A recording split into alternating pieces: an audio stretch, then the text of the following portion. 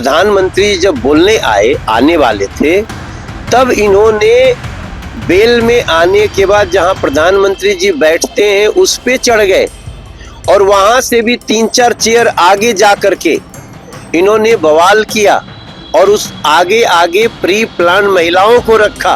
इस तरह से तनाव बढ़ता चला जा रहा है सुबह से लेके अब तक, और निशिकांत दुबे का जिस तरह से किताब दिखाना जो है उसको वो गैर नागवार गुजरा है विपक्ष को। और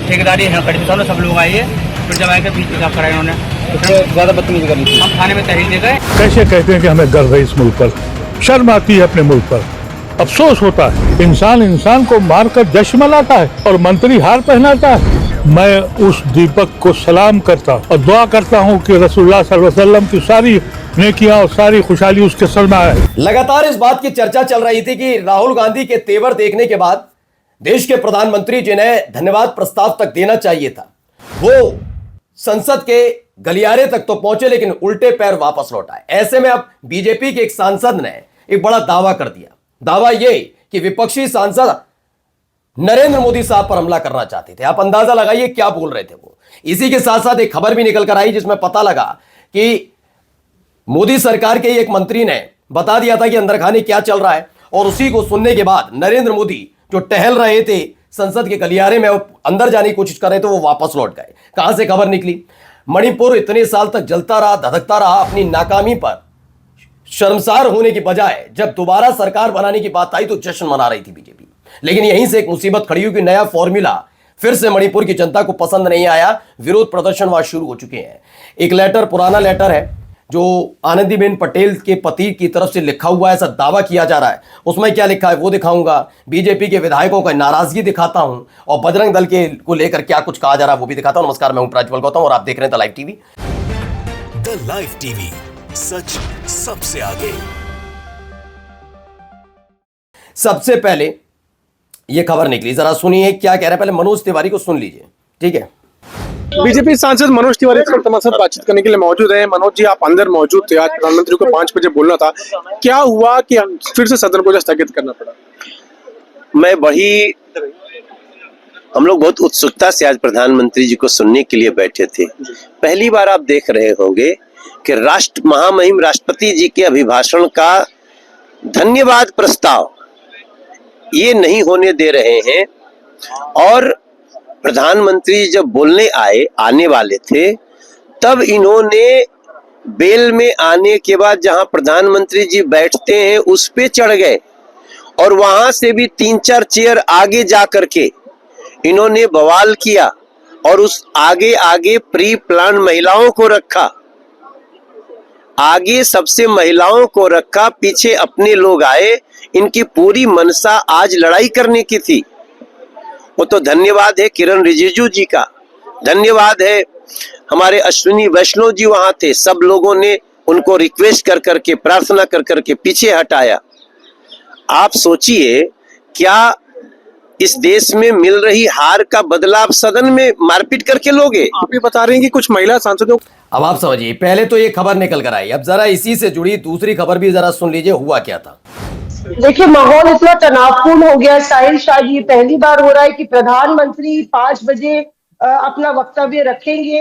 ये ऐलान होने के बाद प्रधानमंत्री लोकसभा के भीतर नहीं आते हैं और उनका 5 बजे का जो एड्रेस है, संबोधन है, वो पोस्टपोन हो जाता है। तो लगातार जिस तरह से तनाव बढ़ता चला जा रहा है सुबह से लेके अब तक, और निशिकांत दुबे का जिस तरह से किताब दिखाना जो है उसको वो गैर नागवार गुजरा है विपक्ष को।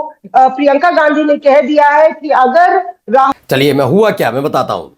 इसमें एडवोकेट विजय सिंह का दावा, एक क्लिप देखिए। जाहिर है ये नहीं दिखाएगा। नरेंद्र मोदी संसद पहुंचे, जैसे ही किरण रिजिजू ने बताया कि राहुल गांधी बेंच के पास किताब लेकर खड़े हैं, मोदी तुरंत उल्टे पांव लौट गए। लोकसभा में कदम तक नहीं रखा, ऐसा दावा किया जा रहा है, ठीक है। अब आइए अगली खबर आपको दिखाता हूं। ये देखिए, first Kuki deputy CM takes oath virtually from Delhi. Delhi से ये पहली एक कुकी समुदाय से जुड़ी जो महिला है उनको दिया गया है मौका कि डिप्टी सीएम बनेंगी मणिपुर की, क्योंकि अभी आपने हाल ही में देखा कि किस तरह के हालात मणिपुर में थे, उसके बाद ये सब कुछ हुआ। अब ये कहा जा रहा है कि वर्चुअली लेंगी, मतलब मणिपुर में जहां पर ये होना चाहिए वहां ना लेकर मणिपुर भवन से ये शपथ ग्रहण का कार्यक्रम तय किया गया है कि यहां से आप शपथ ग्रहण कर लीजिए, ठीक है, सब चंगा सी, कोई कुछ पूछने वाला नहीं, कोई कुछ कहने वाला नहीं। इस तरह के हालात वहां पर बनाए जा रहे हैं। इसको लेकर भी नाराजगी देखने को मिली वहीं पर जहां पर ये सब हो रहा था। उसके बाद देखिए, कुकीज ओ group protest outside Manipur Bhawan in Delhi where Nemcha Kipgen MLA from Kangpokpi also a Kukis जो took virtual oath as deputy chief minister of Manipur. अब आप अंदाजा लगाइए कि इन्होंने मणिपुर में हालात संभाले हैं या बिगाड़े हैं। ऐसे बिगड़े हुए हालात में शपथ भी कहां से हो रही है? मणिपुर जाकर नहीं हो रही, मणिपुर से इतनी दूर दिल्ली में बैठकर वर्चुअल ले रही हैं शपथ। ये डिप्टी सीएम की स्थिति है ना। आइए, एक लेटर है, ये पुराना लेटर है जो दावा किया जा रहा है किसकी तरफ से? इंडिया ऑकॉइंट की तरफ से, कि ये आनंदीबाई पटेल के भाई ने पति हैं मफत भाई पटेल, उन्होंने लाल कृष्ण आडवाणी को लिखा था। इसमें काफ़ी कुछ चीज़ें हैं जो खास तौर पर नरेंद्र मोदी साहब को लेकर लिखी गई हैं, ऐसा दावा है। जिसमें लिखा है, जिसमें वो अपनी पत्नी को नरेंद्र मोदी के चंगुल से बचाने की गुहार लगा रहे हैं। पत्र में साफ साफ लिखा है कि मेरी पत्नी आनंदीबेन मुझसे बात नहीं करती, नरेंद्र ने मेरी पत्नी को अपने वश में कर लिया। पत्र में यहां तक लिखा गया कि अगर मेरी मदद न की गई तो मैं आत्महत्या कर लूंगा। इतनी बड़ी बात इसमें लिखी हुई है, लेकिन किसी को कोई फर्क तब पड़ा क्या? अब आइए जरा बीजेपी के विधायकों की भाषा शैली सुनिए, क्या कह रहे हैं, मतलब क्या हो गया। ये तो इन्होंने हटाया, नाम हमारा लगाया तो कहिए वो हमारा वो हटाएगा वो तो हमने वो है ना भाग गया तो हमें आगे निकल जाए तो बोले बाइक हटा ले, बोले नहीं हटाने का, वीडियो बनाने लगा और तुरंत ही हमने पहले ठेकेदारी है कड़ी सब लोग आए, फिर जब आए बीच पिकअप कराए उन्होंने, ज्यादा बदतमीजी करी। तो अमरोहा में जिस कॉलोनी के पास मुस्लिम व्यक्ति ने अपना खोखा रखा है, उस कॉलोनी में बीजेपी विधायक नंदकिशोर गुर्जर का रिश्तेदार रहता है। रिश्तेदारी निभाने विधायक जी भी गाजियाबाद से अमरोहा 100 किलोमीटर दूर पहुंच गए। मामला अब हिंदू मुसलमान बन गया है, पलायन के पोस्टर लहरा दिए, अब पिच तैयार है और खेलने वाले खिलाड़ी भी, ये सचिन गुप्ता लिखते हैं। वहीं एक खबर और निकल कर आई, देखिए इसमें खबर में क्या है, ये एक चुनौती दी गई है। कौन चुनौती दे रहा सुनिए। कैसे कहते हैं कि हमें गर्व है इस मुल्क पर, शर्म आती है अपने मुल्क पर, अफसोस होता है इंसान इंसान को मारकर जश्न मनाता है और मंत्री हार पहनाता है। मैं उस दीपक को सलाम करता और दुआ करता हूँ कि रसूलुल्लाह सल्लल्लाहु अलैहि वसल्लम की सारी नेकियां और सारी खुशहाली उसके सर में आए। हिंदुस्तान में जितने मंदिर हैं वो जायज जमीनों पर हैं और जितनी बिल्कुल, जिस दिन तानाशाही सरकार बदलेगी बजरंग दल के गुंडे दूरबीन से भी ढूंढे नहीं मिलेंगे। ये कह रहे हैं मेरे नबी की सारी दुआएं खुशहाली मोहम्मद दीपक को मिले, जिसने मुस्लिम बुजुर्ग को बचाने का काम किया। पूर्व सांसद है मोहम्मद अदीब उत्तराखंड के दीपक कुमार का जिक्र करते हुए भावुक हो गए। वाकई जो उत्पातियों के साथ करना चाहिए वो उल्टा पीड़ित के साथ किया जाता है। जो देश की धरोहर को बचाने की कोशिश में जुटे हुए हैं उनके साथ ये सलूक किया जाता है। खैर, यही नया हिंदुस्तान होगा शायद। वहीं अब ये हत्या चढ़ा है, क्या हुआ है जरा देखिए। जिला बदर कर दिया गया है ऋषभ ठाकुर। बरेली पुलिस ने बजरंग दल नेता ऋषभ ठाकुर को गुंडा एक्ट लगाकर 6 महीने के लिए जिला बदर किया। 6 महीने तक वो बरेली जिले में कहीं भी दिखा तो एक और मुकदमा होगा। कैफे में बर्थडे पार्टी कर रहे लड़के लड़कियों को लफ्जियात के आरोप में पीटने में ऋषभ जेल गया था। जेल से बाहर आए तो पुलिस ने उसे बरेली से ही बाहर कर दिया है, ऐसी खबर। हमने लगातार सनातन को लेकर बहुत कहानियां सुनी सबके मुंह से कि ये हो गया भाई, वो हो गया, तमाम चीजें चल रही हैं, ये है ना। अब आइए उसी से जुड़ी एक कहानी आपको दिखाता हूं। यहां क्या हुआ है।